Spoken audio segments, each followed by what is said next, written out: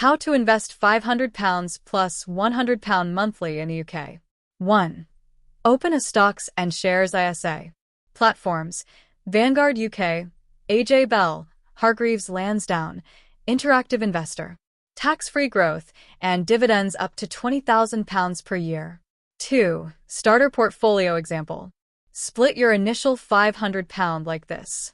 £300 Vanguard FTSE All-World UCITS ETF VWRL for global diversification.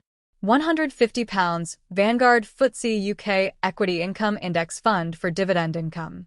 £50 Vanguard Global Bond Index Fund for stability. 3. Add £100 monthly contributions.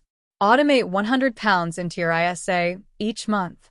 Suggested split: £60 Global Index Fund Growth, £30 Dividend Fund Income, £10 Bond Fund Safety.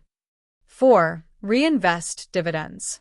Choose accumulation units, so dividends are automatically reinvested. This compounds your portfolio faster. 5. Review annually. Rebalance if one fund grows faster than others. As you age, gradually increase the bond allocation for stability.